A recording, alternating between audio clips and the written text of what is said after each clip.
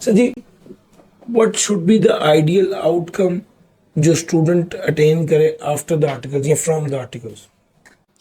یہ آرٹیکلز جو ہے نا جی، اگر آپ مجھ سے کہیں کہ میری زندگی میں سب سے زیادہ کیا چیز ہے جس نے میری آج کی زندگی کو شیپ دی، تو میں کہوں گا وہ میرے 4 سال کی ٹریننگ کانٹریکٹ تھا.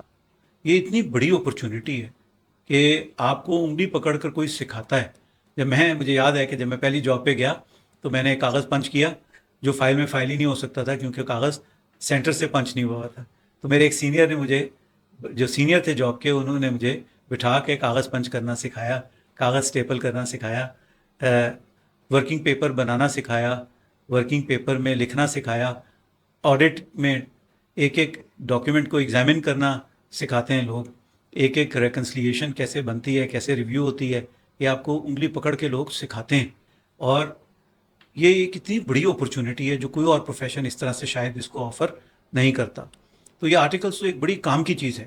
اور اس آرٹیکلس کی دوسری خوبی میں آپ کو بتاؤں کہ آپ ہر 2 مہینے 3 مہینے کے بعد ایک نئی بزنس انوائرمنٹ میں چلے جاتے ہیں.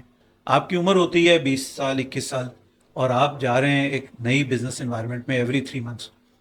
تو آپ کے ذہن سے یہ چیز نکل جاتی ہے کہ کوئی ایسی بھی انوائرمنٹ ہوگی جس کو آپ نہیں سمجھ سکیں گے، کیونکہ آپ ہر اس نئی بزنس انوائرمنٹ کو سمجھتے ہیں پہلے اور پھر آڈٹ کرتے ہیں. تو آپ کے اندر یہ کانفیڈنس پیدا ہو جاتا ہے کہ میں جہاں بھی جاؤں گا میں چیزوں کو سمجھ لوں گا اور میں سیکھ لوں گا، مجھے کوئی مسئلہ نہیں ہے اس میں. I have to ask a few questions and I learn ایوری تھنگ. تو یہ کانفیڈنس جو ہے نا یہ آرٹیکلس کے علاوہ اور کوئی چیز نہیں دیتی.